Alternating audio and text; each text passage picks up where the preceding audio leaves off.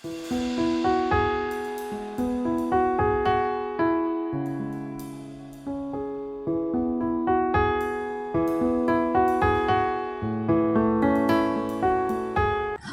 ప్రియులారా, లూకా సువార్త 13వ అధ్యాయంలో 10వ వచనం నుంచి 17 వచనాలు చదువుకుందాం. ఈ లూకా సువార్తను రాసింది ఎవరు? లూకానే. లూకా రాసిన మరొక పుస్తకం ఏంటి? అపోస్తుల కార్యం. లూకా రాసిన మరొక పుస్తకం అపోస్తుల కార్యం. లూకా యొక్క పొజిషన్ ఏంటి? డాక్టర్, వైద్యుడు. ఒక వైద్యుడు డాక్టర్ అంటే ఎంబీబీఎస్ కొట్టాడని. ఈరోజు ఎంబీబీఎస్ అవుతున్నావు అని అంటే ప్రపంచాన్ని సాధించినట్టు పని బడికి గుడికి కూడా రాదు. ఎందుకంటే ప్రిపరేషన్ అంటారు. ఏంటిది? ప్రిపరేషన్. ఈయన డాక్టర్ లూకా గారు దేవుని గ్రంథాన్ని లిఖించాడు. అనేక సన్నివేశాలు చూశాడు. ఉన్నది ఉన్నట్టుగా పరీక్షించి దేవుని ఆత్మానుసారంగా రాసినాడు ఈ గ్రంథాన్ని. గ్రంథాన్ని మనుషులు రాయించిన వాడెవరు? దేవుడే. మనుషుని ఇచ్చే వలన లేఖనములలో ఏ ప్రవచనము పుట్టదు. కానీ మనుషులు దేవుని చేత ప్రేరేపించబడిన వారై రాసిరి అనే మాట మనం చూస్తాం. కాబట్టి దేవుని వాక్యాన్ని దేవుడే రాయించాడు. రకరకాల ప్రజలు రాసినప్పటికీ ఒకే భావన గ్రంథంలో ఉంది. ఎలాగంటే ఈరోజు సాఫ్ట్వేర్ కంపెనీలో సాఫ్ట్వేర్ డెవలప్మెంట్ ఎలా చేస్తారంటే, ప్రీవియస్గా అంటే జెనరిక్ ప్రోగ్రామింగ్ డెవలప్మెంట్ అప్పుడు ఏం చేసేవాళ్ళు అంటే, ఒక సాఫ్ట్వేర్ డెవలప్ చేయాలంటే వాడికి నచ్చినట్టు ప్రోగ్రామ్ రాసేవాడు. అది ఎర్లియర్ ప్రోగ్రామింగ్ లాంగ్వేజ్ అంటాం. తనకు నచ్చినట్టు రాసేవాడు. అది ఎగ్జిక్యూట్ అయితే అవుతుంది, ఎర్రర్స్ వస్తే వస్తుంది, లేదంటే లేదు, రెక్టిఫికేషన్ చేసుకుంటే దట్స్ ఇట్. ఆ తర్వాత కాలంలో హై లెవెల్ లాంగ్వేజెస్ అనేటివి వచ్చాయి. వాటిని ఉపయోగించి సాఫ్ట్వేర్ డెవలప్ చేస్తారు. ఆ డెవలప్మెంట్లో సెకండ్ టైప్ ఆఫ్ డెవలప్మెంట్లో ఏం చేసేవారంటే, they will take the experience of the previous persons. They can accumulate the experience of other persons already previously done something. ఇంతకుముందు చేసినటువంటి వారి యొక్క నాలెడ్జ్ని, వారి ఎక్స్పీరియన్స్ని తీసుకొని దాని ప్రకారంగా ఈ హై లెవెల్ లాంగ్వేజ్ను ఉపయోగించి మరికొంత డెవలప్మెంట్ చేసేటటువంటి వారు. దీన్ని నాన్ ఆర్గనైజ్డ్ డేటా యూటిలైజేషన్ అని అంటారనమాట. సో ఈ పద్ధతుల్లో సాఫ్ట్వేర్ డెవలప్మెంట్ అనేది చేశారు. ఇక నేడు ఉపయోగించేటటువంటి పద్ధతి ఏంటంటే ద కాన్సెప్ట్ ఆఫ్ ఇంజనీరింగ్. ఒక సాఫ్ట్వేర్ను డెవలప్ చేయాలంటే ద కాన్సెప్ట్ ఆఫ్ ఇంజనీరింగ్ అంటే, ఇంజనీరింగ్ అనగా group of people together to do A particular task అనమాట.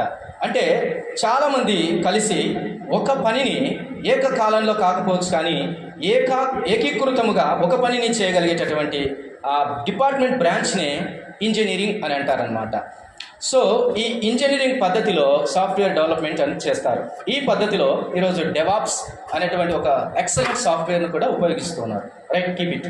ఎందుకు నేను ఈ మాటలు చెప్తున్నానంటే, ఒక సాఫ్ట్వేర్ ఉద్దేశం నెరవేర్చడానికి డెవలప్ చేసే ఒక సాఫ్ట్వేర్ను చాలామంది కలిసి డెవలప్ చేస్తూ ఉంటారు. ఈరోజు ఆన్లైన్లో చేస్తుంది మా పాప ఉద్యోగం అంటుంటారు. అంటే ఏంటి దాని అర్థం? అక్కడెక్కడో సాఫ్ట్వేర్ డెవలప్మెంట్ జరుగుతుంది, అందులో కొంత పని మీ పాప చేస్తుంది, కొంత పని ఇక్కడ చేస్తుంది. కానీ ఈ పని ఖచ్చితంగా ఆ పనిని ఏం చేయాలి? నెరవేర్చాలి. అదర్ కంట్రీస్లో, ఫారిన్లో ఉన్నటువంటి సాఫ్ట్వేర్ డెవలప్మెంట్ కంపెనీస్ కొంత వర్క్ను సర్వీస్గా ఇండియాకి ఇస్తూ ఉంటారు. ఆ ఇండియాలో ఉన్న కొంతమంది ఆ రిక్రూట్ అయిపోయి ఆ గ్రూప్ ఆఫ్ పీపుల్ గ్యాదర్ అయిపోయి ఆ ఇచ్చిన ఆ వర్క్ను చేస్తారు. వాడు అంత వర్క్ ఇవ్వడు. సాఫ్ట్వేర్లో ఈ పార్ట్ మీరు చేయండి అని అంటాడనమాట. ఆ పార్ట్ చేసి సబ్మిట్ చేస్తారు. కానీ వారికి తెలియదు ఏంటి ఫైనల్గా ఏ సాఫ్ట్వేర్ అవుట్లుక్ వస్తుందని తెలియదు వారికి. అలాగూ డిఫరెంట్ బ్రాంచెస్లో ఉన్నటువంటి వారందరూ కూడా డిఫరెంట్ వర్క్స్ చేసి ఒక పనిని నెరవేరుస్తారు. దాన్నే ఇంజనీరింగ్ అంటారు. That is the process of software engineering. నేను ఎందుకు మాట చెప్తున్నా అంటే, దైవ గ్రంథాన్ని కూడా దేవుడు అదే పద్ధతిలో రాయించాడు. ఒక కాలంలో కాదు, అనేక కాలాలలో, ఒక మనిషితో కాదు, అనేక మంది మనుషులతో ఒక సందర్భం కాదు, అనేక సందర్భాలలో దేవుడు ఈ గ్రంథాన్ని రాయించాడు. కానీ ఎక్కడ కూడా పొల్లు కూడా లైన్ తప్పలేదు. మనం ఒక పద్యం రాసామంటే ఉప్పు కప్పు రంగు నొక్క పోలికనంటే మూడో పదం పోయి ఉంటుంది. యతి ఉంటే ప్రాస ఉండదు, ప్రాస ఉంటే యతి ఉండదు కదా. ఇలాగ రాస్తామే మనం. కానీ దేవుడు శృతి లయలతో పాటు యతి ప్రాసలతో పాటు ఏది కూడా పోకుండా లెక్క ప్రకారం రాసి ఉంచాడు. దేవునికి మహిమ కలుగును గాక. That is the greatness of the Bible. That is the power of Bible. No confusions. 66 గ్రంథాల పుస్తకమే. కానీ ఈరోజు నేటికి సైంటిస్టులు కూడా బైబిల్ గ్రంథాన్ని చదువుతూ ఉన్నారు. ఇక మాట చెప్పనా, అంతరిక్షంలోకి వెళ్ళే వ్యామోగాములు కూడా ఏం పట్టుకొని పోయారు తెలుసా? బైబిల్ మాత్రం పట్టుకొని పోయారు. ఎంత గొప్ప మాట కదా, ఎంత గొప్ప సంగతి కదా. మొట్టమొదటిసారిగా చంద్రుని మీద కాలు మోపినటువంటి వ్యక్తులు ఇద్దరు. ఎవరు? Edwin Aldrin, Neel Armstrong. ఇద్దరు కలిసి వెళ్ళారు.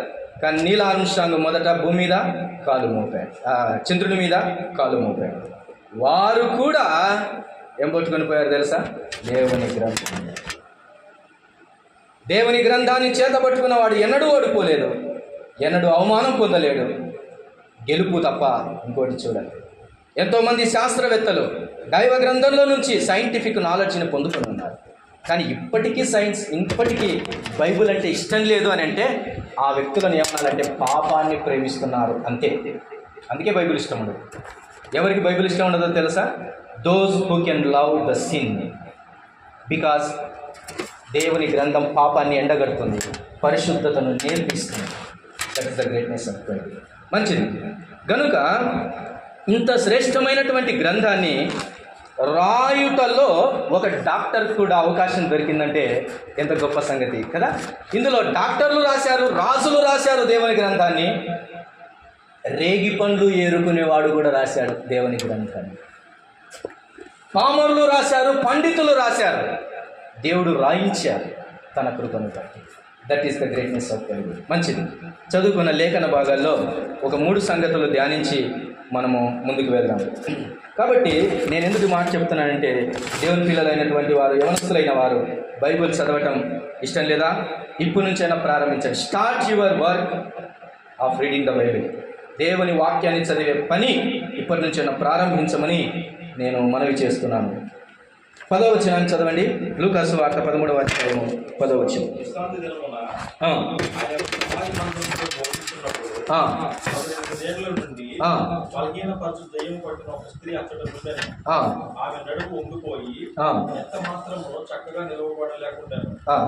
చాలు, నేను ఈ మాటను ఇలాగ వివరిస్తాను, సమయము పోనీయక యూటిలైజ్ చేస్తున్నాను. ఇక్కడ ఒక స్త్రీ కనబడుతుంది. ఆమెకు ఏమైంది? ఎన్నేళ్ళ నుంచి? 18 ఏండ్ల నుంచి ఏమైంది? బలహీనపరచు దయ్యం పట్టింది. ఆమె నడుము ఎలా ఉంది? వంగిపోయి ఉండెను. ఇది సంగతి.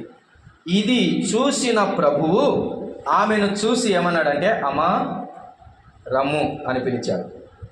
ఇక్కడ రమ్మని పిలిచి, అమ్మా నీ బలహీనత నుండి విడుదల పొందుచున్నావని చెప్పి. ఇక్కడ చూడండి ఒక మాట, బలహీనపరచు దయ్యము అని అక్కడ ఉంది 11వ వచనంలో. ఫుట్నోట్లో దయ్యము అనే మాటకి ఏమర్థం ఉంది? ఆత్మ. బలహీనపరచు ఆత్మ. ఈరోజు ఈ కాంటెక్స్ట్ మనం ముందు ఉంచుకుందాం. ఈ స్త్రీని దేవుడు ప్రభువు స్వస్థపరచడానికి వచ్చినప్పుడు బలహీనపరచు ఆత్మ దాడి చేసిన 3 కోణాలు. బలహీనపరచు ఆత్మ దాడి చేసే 3 కోణాలు మనం చూడబోతున్నాం. మన జీవితాలలో కూడా దయ్యం లేదా దురాత్మ శక్తులు మన మీద దాడి చేస్తాయి. ఆత్మ అంటే కంటికి కనిపించేదా? కనపడదా? కంటికి కనబడనిది, కానీ దాని ప్రభావం ఖచ్చితంగా ఉంటుంది. పూర్వకాలంలో దయ్యం పట్టిన వాళ్ళని చూసేవాళ్ళం కదా. దయ్యం పట్టిన వాళ్ళని ఎంతమంది చూసినారు పూర్వకాలంలో? ఈ రోజుల్లో కూడా పడతా ఉన్నాయి లేండి కదా. ఆ రోజుల్లో దయ్యం పడితే ఏం చేసేవాళ్ళో తెలుసా? రకరకాలుగా మాట్లాడుతారు. ఏం దయ్యం, ఎవరు నువ్వు అని అంటే పేరు చెప్పేది ఫలానా అని. ఇక రకరకాలుగా నాకు అది ఇష్టం ఇది ఇష్టం చేసి పెట్టేవాళ్ళు పాపం అమాయకులు. తినేది తిన్నా కానీ విడిచిపోలేదు కాదు. వీళ్ళకు మరి ప్రేమ, నీకు ఇంకేం కావాలో చెప్పు, దయ్యంతో మాటలు, దయ్యంతో సహవాసాలు, దయ్యంతో ప్రేమ మాటలు. ఇంకేం కావాలి చెప్పమ్మా, నీకు ఇంకేం కావాలి, నీ ప్రాణమే కావాలంటది. కొన్ని దయ్యాలు అట్ట కూడా కానీ నేను వీటిని విడిచిపెట్టను అని అంటారు. ఇక దయ్యపు గోల ఎంతోగా మామూలు విషయం కాదు అప్పుడు. కానీ ఒక విషయం ఏంటంటే, చిన్నప్పుడు పిల్లలుగా ఉండేవాళ్ళం, దాని దగ్గరికి పోయినా మాకు భయం ఉండేది కాదు. ఎందుకని, సంథింగ్ దే ఆర్ డూయింగ్ అంతే. అదేదో చేస్తూ ఉన్నారు, చూస్తూ ఉంటే అదో రకంగా ఎంటర్టైన్మెంట్గా అనిపించేది. ఏదో పెద్ద ఎక్స్పీరియన్స్ లాగా ఒక ఆమె వస్తుంది అనమాట, జుట్టు పట్టుకొని లాగి లాగి కొడుతుంటుంది. ఎందుకని ఈమె ఎక్స్పీరియన్స్ డాక్టర్ అనమాట, దయ్యాలు విడిపించడంలో జుట్టు పట్టుకొని లాగి లాగి కొడుతుంటుంది. ఇట్లా కొడితే రాదురా, ఎడమ చెప్పు తీసుకొని కొట్టాలి అప్పుడే పోతుంది అని ఇంకొక ఆమె వస్తుంది. ఇంకో సిద్ధాంతం అనమాట. ఎందుకని, దయ్యం పోగొట్టడానికి రకరకాలుగా. కొన్ని దయ్యం పట్టింది అనే సంగతి ఆ రకంగా తెలిసేది ఇంతకుముందు కాలాల్లో, మంచిది. కానీ ఇప్పుడు దయ్యం పట్టిన సంగతి తెలియడంలా. కానీ దయ్యం పడుతుందంటారా? పడుతుంది, దయ్యం పడుతుంది. దేవుడున్నాడు అన్నటువంటి సత్యం ఎంత గొప్పదో, దయ్యం ఉంది అన్నది కూడా అంతే సత్యం. అయితే ఆ రోజుల్లో దయ్యం అల్లరి చేసేది, అలాగూ చేసేది. కానీ ఈ రోజుల్లో దయ్యం సైలెంట్ దయ్యం పడుతుంది. ఈ రోజుల్లో ఎలాంటి దయ్యం పడుతుంది మనుషులకు? సైలెంట్ దయ్యం, అంటే మాట్లాడదు. రకరకాల దయ్యాలు నేను ఇటు చెప్పుతున్నా, మనుషులకు ఎట్లాంటి దయ్యాలు పడుతున్నాయో. పోనీ మనకు కూడా పట్టిందేమో దయ్యం, ఒకసారి ఆలోచన చేసుకుందాం. ఈ దయ్యం నీకు కూడా పట్టిందేమో, ఈ దయ్యం మనకు కూడా పట్టిందేమో, ఒకసారి ఆలోచన చేసుకుందాం. కొన్ని దయ్యాలు మాట్లాడతాయి, కొన్ని దయ్యాలు మాట్లాడవు. యేసు ప్రభు వారు ఒకసారి కొండ దిగి వస్తూ ఉంటే ఒక తండ్రి ఎదుర్కొన్నాడు. అయ్యా, నా కుమారునికి దయ్యం పట్టింది, నేను ఈ శిష్యులను అడుగుతుంది కానీ వారికి చేత కాలే ఈ దయ్యాన్ని వెలగొట్టడం. నీకేమైనా చేత అయితే నా కుమారునికి పట్టిన దయ్యాన్ని విడగొట్టినాడు. ఏం దయ్యం పట్టిందయ్యా అని అంటే, ఏం దయ్యం పట్టిందంటే మూగ దయ్యం పట్టింది అని. ఏ దయ్యం? మూగ దయ్యం పట్టింది. ఈ రోజుల్లో కూడా మూగ దయ్యం పట్టింది. ఎగ్జాంపుల్గా చెప్పనా, అట్లాంటి వాళ్ళకు దేవుని పాటలు పాడాలంటే నోరు రానే రాదు. ఏ దయ్యం పట్టిందనాలా? మూగ దయ్యం పట్టిందనాలా. కొన్నిసార్లు దేవుని వాక్యాన్ని చదవమంటే చదవరు. ఏ దయ్యం పట్టిందనాలా? మూగ దయ్యం పట్టిందనాలా. ఇంకా యేసు ప్రభు ఆ దయ్యాన్ని విడగొట్టిన తర్వాత ఏమన్నాడు తెలుసా? చెవిటివైన మూగ దయ్యమా అన్నాడు. ఏమన్నాడు? చెవిటి అయిన మూగ దయ్యమా అన్నాడు. అంటే ఆ దయ్యానికి ఏం కూడా ఉంది? చెవుడు కూడా ఉంది అనమాట. అంటే ఈ రోజుల్లో మనుషులకు చెవుడు కూడా వచ్చింది. అంటే పెద్దల మాట వినరు, నీతి మాటలు వినరు, దేవుని మాటలు వినరు. ఆడెవడో దారిన పోయే దానయ్య ఒక సూత్రం చెప్పాడు అనుకో, వెంటనే వచ్చింటది కాలుకు ముడేయడానికి, చేతులకు ముడేసుకోవడానికి, మెడలేసుకోవడానికి. ఎందుకని? దేవుని మాటలు వినబడవు. ఏ దయ్యం పట్టిందనాలా? చెవిటి దయ్యం పట్టింది అనాలా. కొంతమందికి ఈ రోజుల్లో విశ్వాసులకు కుంటి దయ్యం కూడా పట్టింది. ఏం దయ్యం? కుంటి దయ్యం కూడా పట్టింది. ఎందుకు నీ మాట అంటుంది తెలుసా? మోకాల మీద ఉండి ప్రార్థన చెయ్యరు. కుంటి దయ్యం. కొన్ని కుంటోడైనా మోకాల మీద దోగాడుకుంటూ వెళ్తాడేమో, కానీ మనకు మాత్రం దేవుని పని చేయటానికి, స్వార్థ చేయటానికి కాలు రావడం, ఇలాగ రకరకాల దయ్యాలు పడతా ఉన్నాయి. ఈ రోజుల్లో దయ్యం పట్టిందన్న సంగతి తెలియట్లేదు, కానీ దయ్యం పట్టిందన్న సంగతి వ్యక్తిత్వంలో అర్థమవుతుంది. చేసే బిహేవియర్లో, చేసే యాక్ట్లో, నడిచే నడవడికలో దయ్యపు లక్షణాలు కనబడుతూ ఉన్నాయి. తల్లిదండ్రుల దగ్గర ఉన్నప్పుడు ఒక మాట మాట్లాడతారు, దూరంగా వెళ్ళినప్పుడు మరో మాటలు ఉంటాయి. చర్చిలో ఉన్నప్పుడు ఒక రకమైన మాటలు, బయటికి వెళ్ళిన తర్వాత ఒక రకమైన మాటలు. ఇది దేని లక్షణం? ఇది దయ్యపు లక్షణం. నేను మాట అడుగుతున్నాను, ఈమెకు దయ్యం బట్టి, ఆమెకు దయ్యం బట్టి నడుము మీద ప్రభావం చేసి దాదాపు ఇట్లున్న మనిషి ఎలా అయిపోయింది? ఈరోజు ఈ మాట నువ్వు అర్థం చేసుకోవాలి. ఈ దురాత్మ శక్తి లేకపోతే ఈ దయ్యం ఏమన్నాడు దాన్ని? ఆ దయ్యానికి ఉన్న పేరేంటి ఇక్కడ? బలహీనపరచు దయ్యం. ఏ దయ్యం? బలహీనపరచు దయ్యం. అంటే వీక్నెస్ తీసుకొని వస్తుంది నీ జీవితంలో. ఏ వీక్నెస్? శరీరంలో weakness, mentally weakness, spiritually weakness, టాలెంట్లో వీక్నెస్, జ్ఞానంలో వీక్నెస్, విజ్డమ్లో వీక్నెస్, చదవడంలో వీక్నెస్, ఏకాగ్రతలో వీక్నెస్, నాలెడ్జ్లో weakness. Wherever you go the people are wicked people. ఎక్కడ చూసినా కానీ బలహీనమైనటువంటి మనుషులు కనబడుతూ ఉన్నారు. చూడడానికి దేహ దారుఢ్యాలు ఇలా కనబడుతున్నారు చాలామంది, కానీ చాలా బలహీనులు అయిపోతున్నారు. నేడు బలహీనపరిచే దయ్యం పట్టింది అని అంటే ఆత్మ ప్రభావం. మొదటి మాట రాసుకోండి.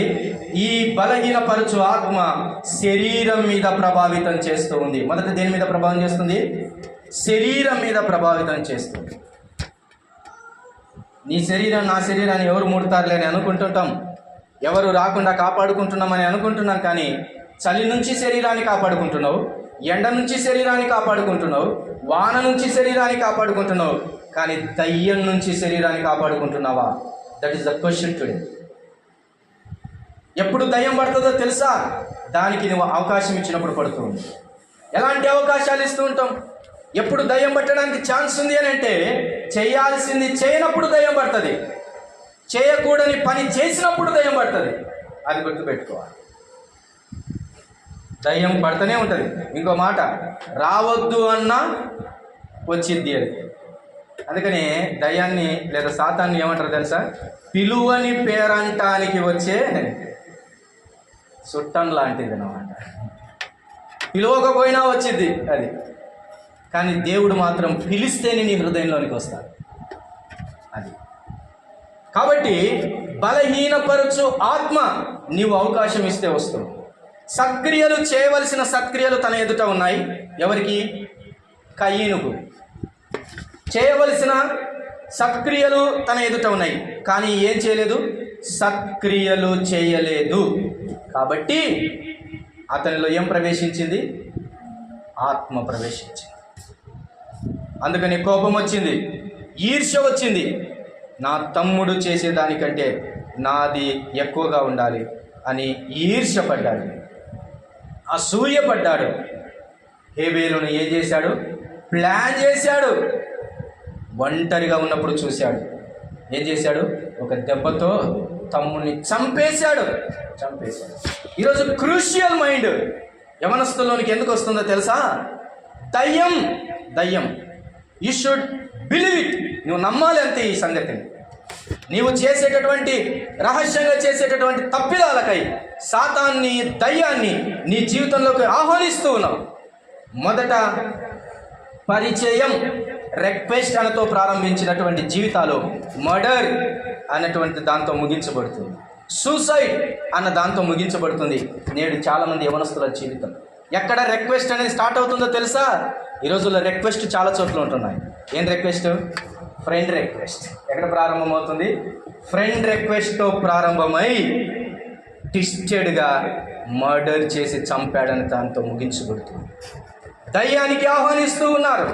చేయవలసిన మంచి కార్యాలు చేయకుండా, నీతి కార్యాలు చేయకుండా, దేవుని గురించిన జ్ఞానం, దేవుని గురించిన స్మరణ లేకుండా జీవించటం వలన దయ్యానికి ఆహ్వానం పలుకుతూ ఉన్నాం.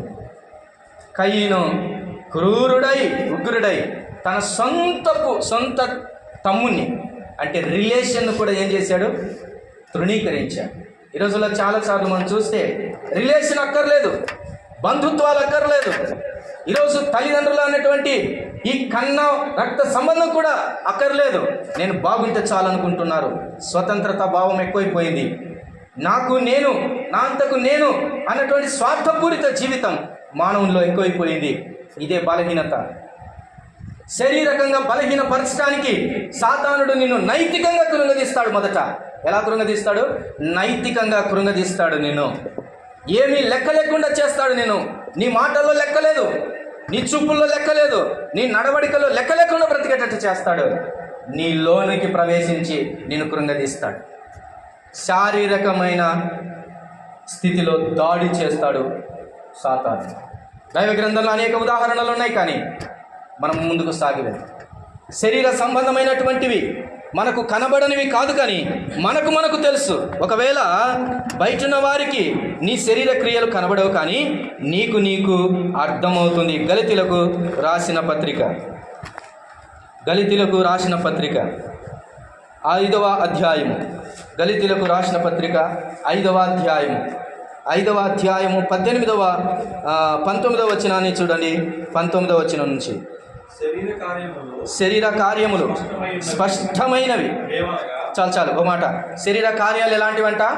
స్పష్టమైనవి. అంటే బయటికి కనబడతాయి కానీ ఇతరులకు కనపడవు. ఎవరు కనపడతారు? మొదట నీకు కనబడతాయి.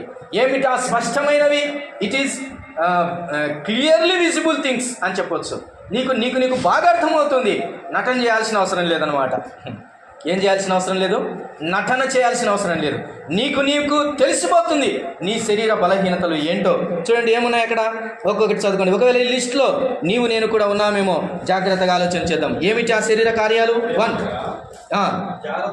జారత్వము, అపవిత్రత, కాముకత్వము, విగ్రహారాధన, అభిచారము, ద్వేషములు, కలహములు, మత్సరములు, క్రోధములు, కక్షలు, భేదములు, విమతలు, అసూయలు, మత్తతలు, అల్లరితో కూడిన ఆటపాటలు మొదలైనవి. ఇవేంటివంట? స్పష్టమైనవి. ఎన్నో ఉన్నాయి. ఇంటి దగ్గరికి వెళ్ళిన తర్వాత ఒకసారి రాసుకోండి. వాటి మీనింగ్ ఏంటో అర్థం చేసుకోండి. ఒకవేళ తెలియకపోతే సెర్చ్ చేయండి. ఎన్నో శరీర కార్యాలు అక్కడ ఉన్నాయి. ఒకటి అర్థం చేసుకోవటానికి, అసూయ స్పష్టమైనవి అన్నాడు. ఇక్కడ ఎగ్జాంపుల్గా ఒకటి తీసుకుంటున్నాను. ఏంటిది అది? అసూయ. నేను మాట అంటున్నాను, ఇవి బయటికి కనపడతాయా? ఇప్పుడు నువ్వు నా మీద అసూయ పడుతున్నావు అనుకున్నావు, కనపడుతుందా? కనపడదు. మరి స్పష్టమైనవి అంటున్నాడే, అటు ఎవరికి తెలుస్తుంది? నీకు తెలుస్తుంది. అది స్పష్టత. ఇంకో ఎగ్జాంపుల్ చూసుకోండి. కక్షలు. ఈరోజు కక్షలు సమాజంలో భయభ్రాంతులను సృష్టిస్తున్నాయి. మానవుడు సహజ సిద్ధమైన జీవన శైలిని కోల్పోవటానికి కక్షలు. ఇష్టానుసారంగా బ్రతుకుతూ ఉన్నాడు, భయం పుట్టిస్తున్నాడు. కారణం కక్ష. బయటికి కనపడుతుందా? చూడ్డానికి కనపడదే, కానీ కక్ష లోపల ఉంటుంది. లాస్ట్ పదాన్ని చదవండి ఒకసారి. లాస్ట్ చదవండి. అన్నిటికంటే లాస్ట్ ఏంటిది? అల్లరితో కూడిన ఆటపాటలు. ఏంటి ఇవి? ఈ రోజుల్లో నిజమైన ఆటపాటలు మానేశాడు మానవుడు. అల్లరితో కూడిన ఆటపాటలను చేస్తున్నాడు. నేను మరలా చెప్తున్నాను, నిజమైన ఆటలు ఏంటండి? నిజమైన ఆటలు ఏంటి? కబడ్డీ ఆడండి, ఖోఖో ఆడండి, క్రికెట్ ఆడండి, స్పోర్ట్స్ ఆడండి. ఇవన్నీ మంచివేనా కదా? ఫిజిక్ కోసం రన్నింగ్ చేయండి, వార్మప్ చేయండి. ఇవన్నీ ఫిజికల్ గేమ్సే. ఇవి మంచి ఆటలే. పాటలు కూడా ఉన్నాయి. ఆ రోజుల్లో కష్టాన్ని మర్చిపోవటానికి కొన్ని జానపద గేయాలు పాడుకునేవారు, మంచిదే. ఈరోజు దేవుని పాటలు ఉన్నాయి పాడుకోవటానికి, మంచిదే. కానీ ఈ ఆటపాటలు ఏంటివి? అల్లరితో కూడిన ఆటపాటలు. అవి నథింగ్ బట్ మొబైల్లో ఆడే ఆటలు, మొబైల్లో చూసే పాటలు, అల్లరితో కూడినవి. అవి ఏంతో కూడినవి? అల్లరితో కూడినవి. అందుకే చెప్తుంటాను. నిన్న కూడా నా పిల్లలతో, నా అల్లుడు, నా కొడుకు, మా అన్న కొడుకు వచ్చారు. వాళ్ళతో మాట్లాడుతున్నాను. రాబోయే ఇంటెలిజెన్స్ ఏమి ఇంటెలిజెన్సో తెలుసా? Artificial intelligence. మానవుని యొక్క సహజ సిద్ధమైన ఇంటెలిజెన్స్ కాదు. ఏ ఇంటెలిజెన్స్ రాబోతుంది? Artificial intelligence. అందుకనే మానవుడు ఫిజికల్ నుంచి ఎక్కడికి వెళ్తున్నాడు తెలుసా? విజువల్కి వెళ్తున్నాడు. ఎక్కడికి? విజువల్ అంటే చూసి ఆనందిస్తున్నాడు అంతే, చూసి ఫీల్ అవుతున్నాడు అంతే. ఆ గేమ్ ఆడేటోడు ఎట్టుంటాడో తెలుసా? నిజంగా కార్లో పోయి తోడు కూడా ఊగడు, కానీ ఆ గేమ్ ఆడేటోడు చిట్టు పడుతుంటాడు. నేను క్లాసులు లేనప్పుడు అలా నడుచుకుంటూ వెళ్తాను. ఇప్పుడు మాకు ఫెస్ట్ అని జరుగుతుంటుంది, అంతా కూర్చోంటారు బయటనే పిల్లలు. ఒక్కడు కూడా చూడడు ఇట. ఎందుకని? ప్రతి ఒక్కడు మొబైల్లో పట్టుకోండి. ఒకటి ఇట్ట తిరుగుతుంటే ఒకటి ఇట్ట తిరుగుతుంటాడు. ఏమిరా వీళ్ళు ఇట్ట ఊగుతున్నారు? పొద్దున్నే ఏమన్నా తాగొచ్చారా? ఏం మాట ఊగుతున్నారు. ఒక ఆయన అన్నాడు, పాపం తెలియక. ఎవరు? ఏలి అన్నాడు. ఎవరిని? అన్నాను అన్నాడు. పొద్దున్నే నువ్వు ఏమన్నా తాగొచ్చావా, మత్తురాలు అయ్యావా అంటే, కాదు నాయన నేను ప్రార్థన చేసుకుంటున్నాను అని. కానీ ఈ రోజుల్లో తాగకపోయినా అని పిల్లలు ఏమవుతున్నారు? ఊగుతున్నారు. ఈ ఊగులాట ఆడి వరకు ఉంటే పర్లేదు, కానీ బండిని కూడా ఊపుతుంటారనమాట. అంటే అది అలవాటు అయిపోయింటుంది. బండి ఊపి ఏమైతే తెలుసా? యాక్సిడెంట్ అవుతుంది. నేను ఎందుకు చెప్తున్నా అంటే ఇది నీ తప్పు కాదు, నిన్ను బలహీనపరిచే ఆత్మ ఒకటి ఉంది, అది గ్రహించాలి. ఈరోజు దేవుని పిల్లల శరీరాల మీద ఈ దురాత్మ పనిచేస్తుంది. పాపం చేయటానికి ప్రేరేపిస్తుంది, అధికంగా నిద్రపోవటానికి ప్రేరేపిస్తుంది, సోమరితనానికి ప్రేరేపిస్తుంది, పని చేయకుండా సోమరితనానికి ప్రేరేపిస్తూ ఉంది. ఇది శరీరం మీద పని చేసినట్లు కాదా? ఎప్పుడు లేయాలి? Early to bed, early to rise అని. This is the secret of the health అని. అంటే అర్ధరాత్రి దాటిన తర్వాత పడుకొని మిట్ట మధ్యాహ్నపు వేళ లేస్తూ ఉన్నారు. ఎక్కడ పనిచేస్తుంది దురాత్మ?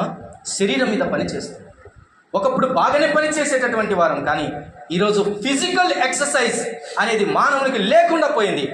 దురాత్మ పనిచేసింది ఈమె మీద. రండి వాక్య భాగంలోనికి నేను వస్తూ ఉన్నాను. దయ్యం పట్టిన ఒక స్త్రీ అచ్చట ఉండెను. ఆమె నడుము ఏమైంది?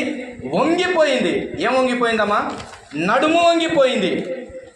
నడుము వంగిపోయింది. నడుము వంగిపోకుండా ఉండాలి అంటే దీన్ని ఒక ఉదాహరణగా చెబుతూ ఉన్నాను. నీ నడుము కట్టుకొనుము అన్నాడు. ఏం చేయడానికి? To do a great work, to do a good work, to do God's work, to do your duty. నీవు చేయాల్సిన పని ఏంటో తెలుసా? నడుము కట్టుకొనుము అనే మాట ఉంది. నడుము కట్టుకొనుము అనే మాట అర్థం ఏంటంటే బీ రెడీ అని అర్థం. ఏదైనా నీ ముందుంచబడిన పని దానికి నడుము కట్టుకొని చేయాలన్నది. నీ ఎదుట నా ఎదుట ఎన్నో ఛాలెంజెస్ ఉన్నాయి. వాటన్నిటిని చేయాలంటే నడుము కట్టుకొని పని చేయాలి. కానీ దురాత్మ దేని మీద పనిచేస్తుంది తెలుసా? నడుము మీదనే పని చేస్తూ. ఈరోజు చాలా చిన్నతనంలోనే పిల్లలకు బ్యాక్ పెయిన్ వస్తుంది. ఏం పెయిన్? బ్యాక్ పెయిన్ వస్తుంది. పని చేయలేకపోతున్నారు, బబులు ఎత్తలేకపోతున్నారు, చిన్న చిన్న పనులు చేయలేకపోతున్నారు, నడవలేకుంటున్నారు. 3 అంతస్తులు ఉంటే 3 అంతస్తు పైన 3rd ఫ్లోర్లో క్లాస్కి వెళ్ళడానికి నేను పరిగెత్తుకుంటూ వస్తుంటే నాతో పాటు ఇంకో క్లాస్కి వెళ్ళి వస్తుంటారు అదే పిల్లలు. వాళ్ళకి చదువు చెప్పాలి. మధ్యలో ఆగిపోయి ఎట్టబోతున్నావు సార్ నువ్వు, నాకు ఈయనే ఆయాసం వస్తుంది అని అంటున్నారు. ఈయనే కాసేపు కూర్చొని రామ్మా నిదానంగా, ఏం కాదు కానీ నేను చెప్తున్నాను. ఎక్కలేకపోతున్నారు. కారణం దయ్యం శరీరం మీద పని చేస్తూ ఉంది. చూడాల్సినవి చూడకుండా కనులకు. డాక్టర్లు చెప్పేటటువంటి ఒక మంచి సలహా ఏంటో తెలుసా? మనమంట కళ్ళు బాగుండాలంటే ఏ కలర్ను చూడాలి చెప్పండి? క్వశ్చన్. కళ్ళు బాగుండాలంటే ఏ కలర్ చూడాలి? 3 ఆప్షన్స్ ఇస్తాను. Red, black, green. బాగుంది కాబట్టి ఆప్షన్స్ ఈజీగా ఉన్నాయి కాబట్టి చెప్పేసాను. Yes, green. అందుకనే ఆపరేషన్ చేసేటప్పుడు డాక్టర్లు వేసుకునే కలరు ఎలా ఉంటుందో తెలుసా? Dress colour green. బెడ్ మీద పరిచేటటువంటి క్లాత్ కలర్ ఏది ఉంటుందో తెలుసా? గ్రీన్. ఈరోజు వీడియో ఎడిటింగ్ చేయాలంటే కూడా బ్యాక్గ్రౌండ్లో ఏముండాలి? గ్రీన్. అది పక్కన పెడితే అలా పొలాలలోకి వెళ్ళి చక్కగా పండిన పంటలను గ్రీనిష్ను చూస్తే కళ్ళకి ఏమొస్తుందో తెలుసా? హెల్త్ వస్తుంది, హెల్తీగా ఉంటుంది. డాక్టర్ చెప్పినాడు నాకు డైరెక్ట్గా. ఒక పెద్ద సెషన్ కర్నూలులో, అప్పుడప్పుడు కర్నూలు మెడికల్ కాలేజీలో కొన్ని ఈవెంట్లు కండక్ట్ చేస్తూ ఉంటారనమాట. అప్పుడు చూపిస్తారు. పెద్ద అస్థిపంజరాన్ని అలా తీశారు, ఓరు నాయనను బిత్తరపోయేటట్టుగా చాలా చూపించేవారు. అలాగే ఒక శవాన్ని కూడా చూపించారు మాకి. ఇలా ఒక కాన్ఫరెన్స్ లాగా పెట్టినప్పుడు ఒక డాక్టర్ వచ్చి అడిగాడు అనమాట. మాట అడిగితే నేను అన్నాను గ్రీన్ అన్నాను. అంటే నా వైపు చూసి తెలిసి చెప్పావో తెలియకుండా చెప్పావో కానీ కరెక్ట్ చెప్పావో అన్నాడు. చాలా సంతోషం అనిపించింది. రైట్. ఎందుకు మానవుడు బయటికి వెళ్ళి న్యాచురల్గా ఉండే గ్రీనిష్ను చూడట్లేదు, కానీ ఈరోజు మొబైల్లోనే డిజిటల్గా హ్యాపీ అవుతున్నాడు. నో, అది నీ కళ్ళకు ప్రాబ్లం. రెజల్యూషన్ ఉంటుంది స్క్రీన్ మీద, అది నీ కళ్ళను ప్రభావితం చేస్తూ ఉంది, నిన్ను నాశనం చేస్తుంది. జాగ్రత్త. అందుకని 40 ఏళ్ళు వస్తున్నా కానీ నాకు 4 కళ్ళు రాలా. ఏం కళ్ళు? 4 కళ్ళు రాలా. కానీ ఈరోజు 12 ఏళ్ళు 14 ఏళ్ళు వచ్చిన వెంటనే ఏమొస్తున్నాయి? 4 కళ్ళు వస్తున్నాయి. 4 కళ్ళు అంటే ఏంటి? 2 కళ్ళతో పాటు 2 స్పెట్స్, కళ్ళద్దాలు వస్తున్నాయి. మంచిదే, వాడాలి. మళ్ళీ వాడాలని కావాలని తీసేకు, కళ్ళు పాడవుతాయి. వచ్చిన తర్వాత వాడాల్సిందే. ప్రకృతిని విడిచిపెట్టి మానవుడు వికృతులు అవుతున్నాడు. అది కారణం. ప్రభావితం చూపిస్తుంది శరీరం మీద దయ్యం. నేను దాటి వెళ్తున్నాను. మొదట దయ్యం బలహీనపరచు దయ్యం మన శరీరం మీద దాడి చేస్తుంది అన్న సంగతిని మనం అర్థం చేసుకోవాలి. రెండవ చూడండి, 14వ వచనం. యేసు విశ్రాంతి దినమున స్వస్థపరిచినందున ఆ సమాజ మందిరపు అధికారి కోపంతో మండిపడి జనసమూహమును చూచి, పని చేయదగిన 6 దినములు కలవు గనుక ఆ దినములలోనే వచ్చి స్వస్థత పొందుడి, విశ్రాంతి దినమందు రావద్దని చెప్పింది. ఆటంకం కనబడుతుంది. దయ్యం రెండవదిగా ఎక్కడ పని చేస్తుందో తెలుసా? సామాజికత మీద పని చేస్తుంది. ఇతడేం మాట్లాడుతున్నాడో తెలుసా? విశ్రాంతి దినాన రావద్దండి. ఎవరితను? సమాజ మందిరపు అధికారి. సమాజ మందిరపు అధికారులు చాలామంది దైవ గ్రంథంలో వినపడతారు. కొంతమంది మంచిగా యేసయ్యను స్వీకరించారు, ఆహ్వానించారు, గొప్ప అద్భుతాన్ని చూశారు, వారి కుటుంబాలు కట్టుకున్నారు. కానీ ఈరోజు ఈ సమాజ మందిరపు అధికారి తనకున్నటువంటి ప్రెస్టేజ్, తనకున్న అధికార దాహం, తనకున్నటువంటి యేసయ్య మీద ఉన్నటువంటి వ్యతిరేక భావం అనేకులు స్వస్థత పొందకుండా ఆటంకపరుస్తుంది. బలహీనపరిచే ఆత్మ ఏం చేస్తుందో తెలుసా? యేసయ్య దగ్గరికి రాకుండా సామాజికంగా అడ్డుపడుతుంది. ఏ రకంగా అడ్డుపడుతుంది? సామాజికంగా అడ్డుపడుతుంది. ఎలాగూ సామాజికంగా అడ్డుపడుతుంది అని అంటే, చాలామంది why you are wasting Sunday అంటున్నారు. సండే వాల్యూ తెలియని వాళ్ళు ఏమంటున్నారు?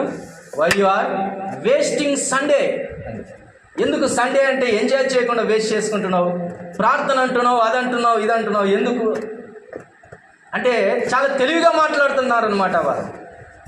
సమాజాన్ని పక్కన పెట్టండి. ఈ సమాజ మందిరం అంటే దాదాపు ఈ రోజుల్లో ఉన్న చర్చిలో ఉండే మెంబర్స్ లాంటి వాళ్ళు, కొంత జ్ఞానం కలిగిన వాళ్ళే వీరు కూడా దేవుని గ్రంథాన్ని తెలిసినటువంటి వారే. అయితే వీరే అడ్డుపడుతున్నారు. ఒకసారి ఒక గుడ్డివాడు అక్కడ త్రోవ ప్రక్కన కూర్చొని ఉంటాడు. యేసయ్య మార్గాన వెళ్తూ ఉన్నాడు, ఎరికో మార్గాన వెళ్తూ ఉన్నప్పుడు వచ్చుచున్నవాడు నజరేయుడైన యేసు అని విని వీడేం చేశాడు? అలర్ట్గా ఉన్నాడు. ఆయన దగ్గరికి రాగానే ఆ చప్పుడు విని అర్థం చేసుకొని నజరేయుడైన యేసును గుర్తించాడు. దావీదు కుమారుడా యేసు నన్ను కరుణించు అన్నాడు. ఏమన్నాడు? దావీదు కుమారుడా యేసు నన్ను కరుణించుము అన్నాడు. చుట్టూన్నటువంటి శిష్యులు ఏమన్నారు చెప్పండి? ఊరకుండుము. ఏమన్నారు? ఊరకుండుము అన్నాడు. వాడు మరేం చేశాడు? వాడు మరి బిగ్గరగా కేక వేసాను. ఏం చేశాడు? మరి బిగ్గరగా. ఈ మొదటి కేకప్పుడు ఆటంకపరిచారు చాలామంది ఆటంకపరిచారు. మమ్మీ ఈరోజు బాగలేదు మమ్మీ, సండే నాకు నిద్ర వస్తుంది మమ్మీ. ఏం కాదులే నాన్న, ఇదొక్క రోజు చర్చి పోకుండా మేలే రెస్ట్ తీసుకో. అమ్మా ఎంత సామాజిక సలహా ఇస్తున్నావే తల్లి, ఎంత సలహా ఇస్తున్నావు. ఆదివారాన నీ పిల్లలు మందిరంలో కనబడకపోతే పాపముతోనే ఉంటారు. సత్యం ఇది, రాసి పెట్టుకోండి. సామాజికమైనటువంటి ఆలోచనలు ఇస్తూ ఉంటారు. సలహాలు, సామాజిక సలహాలు. మీరు అంటున్నారు 6 దినాలు ఉన్నాయి. ఏనంటున్నాడు? 6 దినాలు ఉన్నాయి. Come that days, utilize that 6 days. Why you come on the 7th day? ఎందుకు 7వ రోజు వస్తున్నారు మీరు? ఈ విశ్రాంతి దినాన్ని ఎందుకు వస్తున్నారు మీరు? వెళ్ళండి, స్వస్థత పొందటానికి 6 రోజులుండే వెళ్ళండి అని అంటారు. నేను ఎందుకు మాట చెప్తాను తెలుసా? యేసయ్యకు ప్రార్థన చేయడానికి ఎప్పుడు దొరకదా? ప్రార్థన ఇంట్లో కూర్చొని చేసుకోవచ్చు కదా. నేను మాట చెప్తున్నాను, దేవుని సన్నిధి లేకుండా ఎంత డిజిటల్గా నువ్వు చూసినా నిజంగా దేవుని శక్తిని అనుభవించలేవు.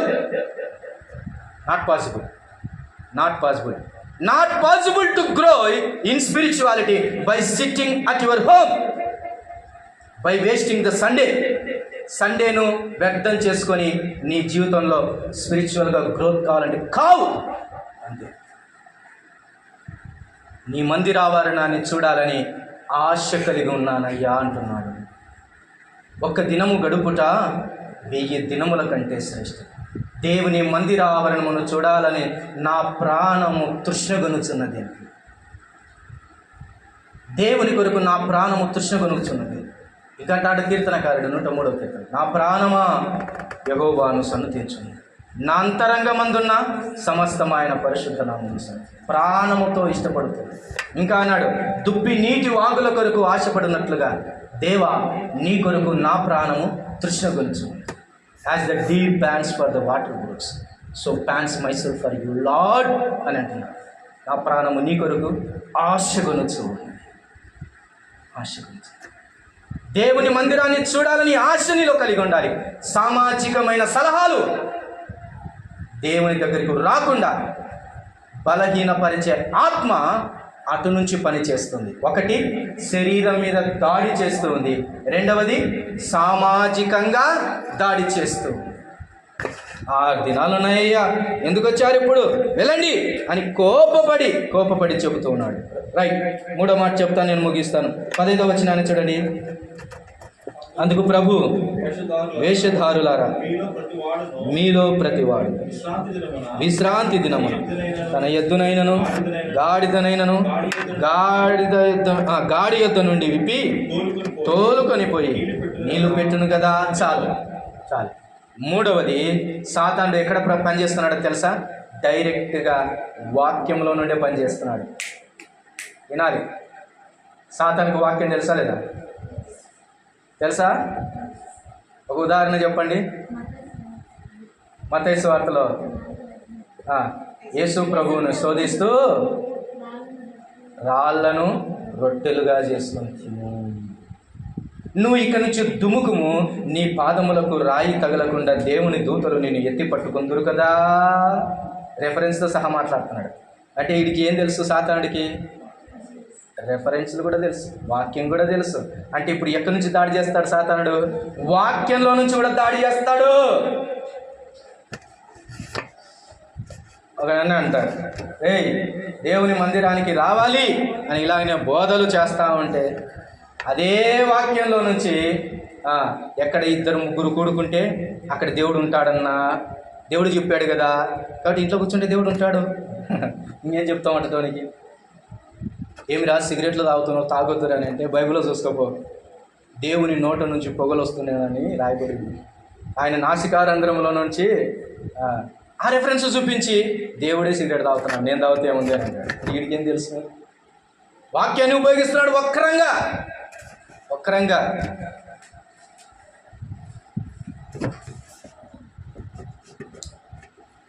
సామాజికంగానే కాదు బలహీనపరిచే ఆత్మ పనిచేసేది, వాక్యాన్ని ఉపయోగించి కూడా నిన్ను బలహీనపరుస్తుంది. ఎలా తప్పించుకోవాలి ఈ దురాత్మ నుంచి?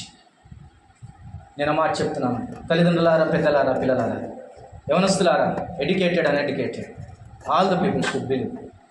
లిజన్ వన్ వర్డ్, ఖచ్చితంగా వినండి. గాలి దూరంత సందు కూడా నీ ఇంటికి లేకపోయినా నీ ఇంట్లోకి దురాత్మ మాత్రం దూరుతుంది. జాగ్రత్త.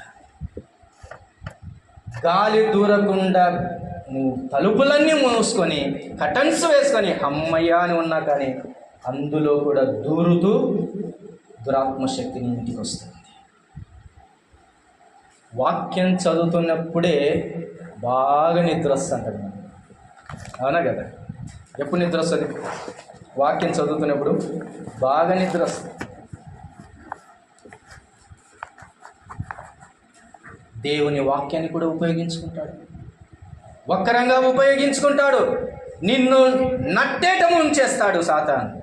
తప్పుడు మార్గంలోనికి, తప్పుడు బోధల్లోనికి, అబద్ధ బోధలోనికి, అబద్ధ ప్రవక్తల దగ్గరికి, నాశనం చేసేవారికి, కలవరపరిచే వారి దగ్గరికి నిన్ను లాక్కొని పోతాడు. ఇంత సత్యవాక్యము, దేవుని వాక్యము దేవుని సన్నిధిలో వినబడుతున్నా కానీ ఎవడన్నా ఒకడొచ్చి ఇదిగో నీకు ప్రవచనం చెప్తాను, అది నీకు నెరవేర్చబడుతుంది అన్నాడు అనుకోండి, ఏం చేస్తాం? సత్యవాక్యమును సంకన పెట్టేసేసి పరిగెత్తుకొని పోతాం. నేను మాట చెబుతూ ఉన్నాను, దేవుని వాక్యాన్ని కూడా ఉపయోగించుకొని సాతాను నిన్ను ఓడగొడతాడు. సాతాను చేసేటటువంటి కార్యాలు, వాని తంత్రములను మనము ఎరగని వారము కాదు అని దైవ గ్రంథం సెలవిస్తుంది. వానిని ఎలాగూ ఎదిరించాలో మనల్ని మనము బలాభివృద్ధిలోనికి తీసుకున్నాడు. శారీరకంగా, మానసికంగా, సామాజికంగా, స్పిరిచువల్గా వాడు దాడి చేస్తాడు. ఈరోజు నీ కోసం, నీ పిల్లల కోసం ఎంత జాగ్రత్త కాపాడుకుంటావో తెలియదు. నీ లైఫ్ను, నీ స్పిరిచువాలిటీని, నీ కుటుంబాన్ని, నీ పిల్లలను ఎలా కాపాడుకుంటావో తెలియదు. కానీ ఒకటి చెప్తున్నాను, సాతానుడు ఎప్పుడు దాడి చేయటానికి దేవుని పిల్లల ఇంటి మీదనే ఉంటుంది వాడి కాన్సన్ట్రేషన్, ఇతరుల మీద ఉండదు. దేవుని పిల్లల మీదనే కాన్సన్ట్రేషన్. నా పిల్లవాడు, నా కొడుకు, నా కూతురు, వారు ఇంకా 3వ తరగతి 2వ తరగతినిలే, వాళ్ళేం పాపం చేయరులే, వాళ్ళేం చేయరులంటే చిన్నప్పటి నుంచే మూర్ఖపు స్వభావం మానవునికి ఉంటుంది. దాన్ని గ్రహించాలి. అది కాస్త ఎక్కువైపోయింది. గమనించారా మీరు ఎప్పుడైనా? తల్లి కుమారుడు ఎక్కువసేపు ఫోన్ వాడుతున్నాడని వాని దగ్గర నుంచి ఫోన్లు లాగేసుకొని వాని ఒక దెబ్బ కొట్టేసేసి పక్కన పెడితే ఏం చేశాడు తెలుసా? మీరు కూడా వీడియోలో చూసింటారు. బలమైన కర్ర తీసుకొని తల్లి తల మీద కొట్టి చంపేశాడు. ఈ studying just 5th class or 4th class అయిపోయింది. చాలా జాగ్రత్త పడాలి మనం. సాతానుడు చేస్తున్న వికృతమైన చేష్టలు. నేను ముందుకు వెళ్తూ ఉన్నాను. ఒక మాట చెప్పి నేను ఈ మాటను ముగిస్తాను. చూడండి 16వ వచనం చూడండి. ఇదిగో 18 ఏండ్ల నుండి సాతాను బంధించిన అబ్రహాము కుమార్తె అయిన ఈమెను విశ్రాంతి దినమున ఈ కట్ల నుండి విడిపింప తగదా. ఒక ఆయన మాత్రమే వాదిస్తూ ఉన్నాడు. Against all the things only one person arguing on behalf of us. ఒక వ్యక్తి మాత్రమే మన పక్షాన వాదిస్తూ ఉన్నాడు. ఒక వ్యక్తి మాత్రమే మన పక్షాన మాట్లాడుతూ ఉన్నాడు. ఎవరు ఆయన అంటే మన ప్రభు అయిన యేసు క్రీస్తు వారు. Only one person. You should identify him. ఒక్క యేసు ప్రభును నువ్వు గుర్తెరగాలి. ఎన్నేండ్ల నుంచి? 18 ఏండ్ల నుంచి. ఆమె నడుము వంగిపోయిన ఆమె రోగానికే యవన ప్రాయం వచ్చింది. ఎన్నేండ్లు వచ్చినాయి రోగానికి? ఆమె నడుము వంగిపోయి ఎన్నేండ్లు అయింది? ఆ దయ్యం బట్టి ఎన్నేండ్లు అయింది? 18 years. మరి ఆమె ఏజ్ ఎంతో తెలియదు.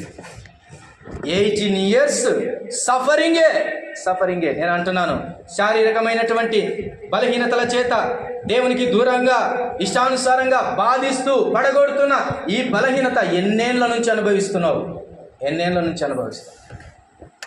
సరైన సమయానికే సాతాను నిన్ను ఓడగొడుతున్నాడు. జాగ్రత్త. ఆదివారం ఇంకా అన్నీ రెడీ మందిరానికి రావాలనుకున్నప్పుడే దెబ్బ కొడితే అటు పడుకుంటావు. ఎవరి ప్రభావం? సాతాను. జాగ్రత్త. సోమవారం నుంచే నీవు మేలుకొనకపోతే ఆదివారానికి నిన్ను మేలుకోకుండా చేస్తాడు సాతాను. అంతే. 18 ఏండ్ల నుంచి సఫరింగ్స్ ఉన్నటువంటి ఆమె జీవితంలో ఒక విడుదల కలిగింది. ఎక్కడి నుంచి? ఒకే ఒకని నుంచి. ఆయన పేరు మన ప్రభు అయిన యేసుక్రీస్తు. ఆయన పలికిన మాటలను ఒక్కొక్కటి అలా నోట్ చేసుకోండి. నేను ముగిస్తాను. చూడండి 12వ వచనం.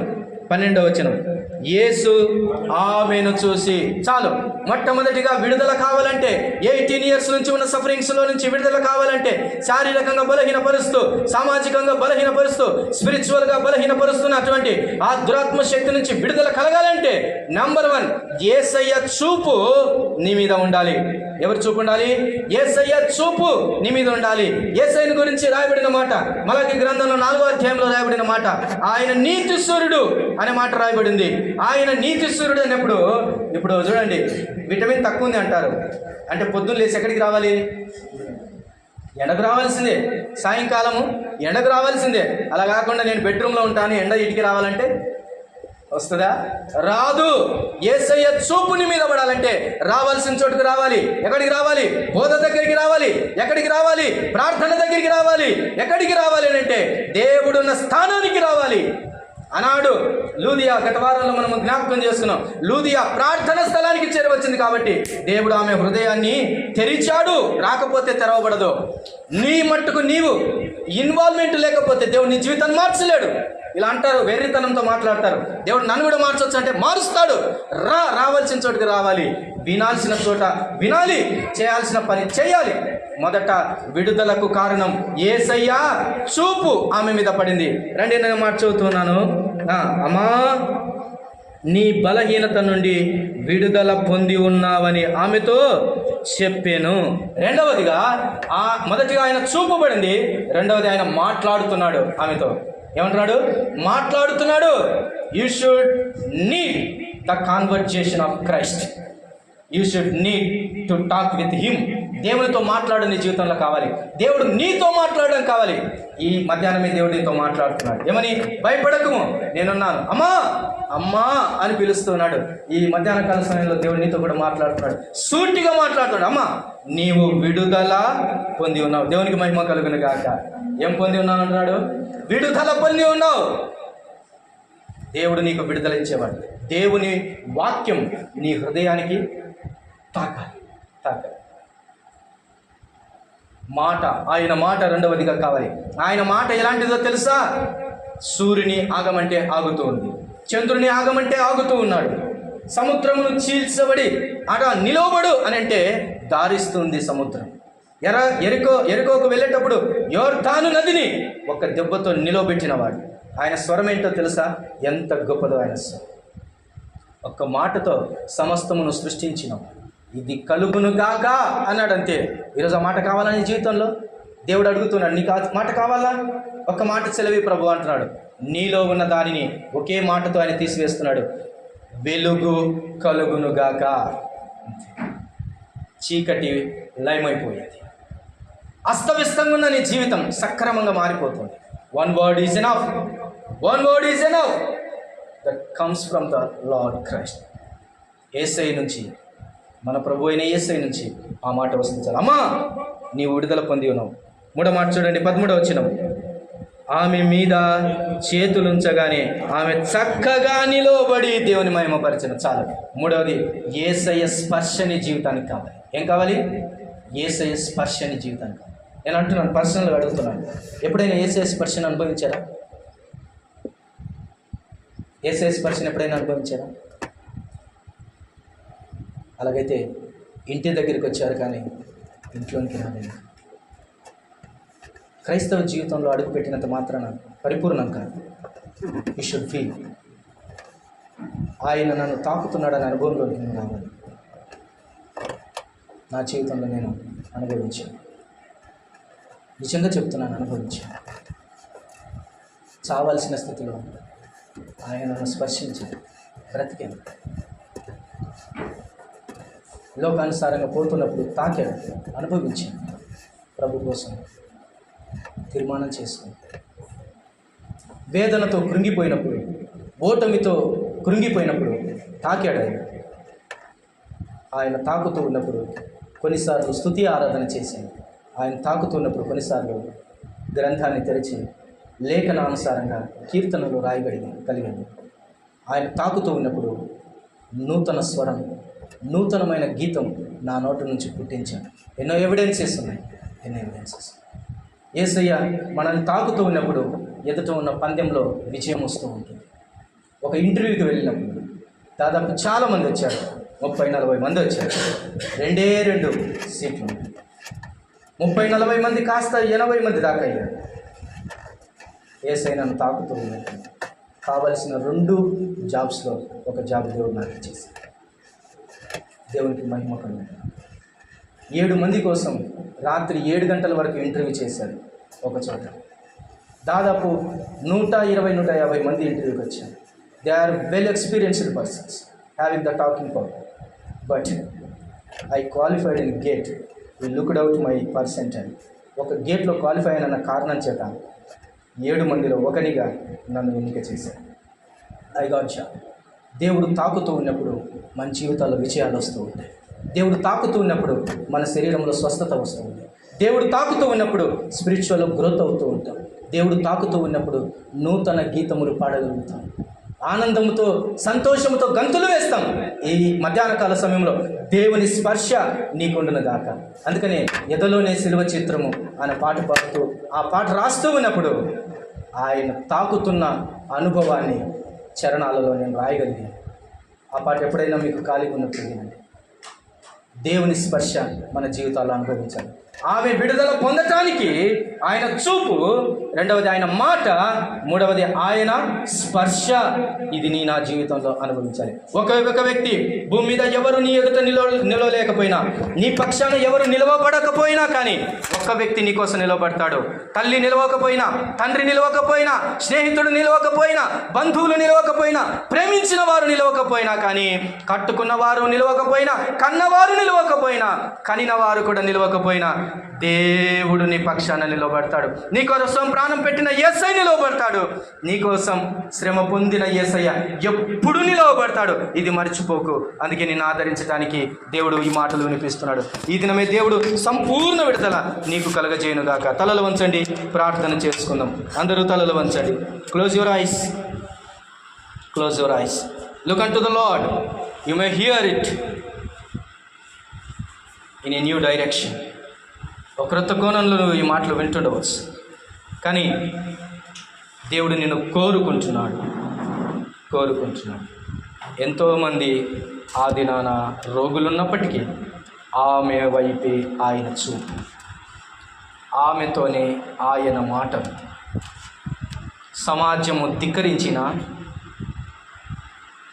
సంసార జీవితమే ఎడారి ఆయన. ఒకవేళ సంఘములో ఉన్నవారే నిన్ను హేళన చేసిన, భయపడకు. దేవుడు నీ పక్షాన. దేవుడు నీ పక్షాన.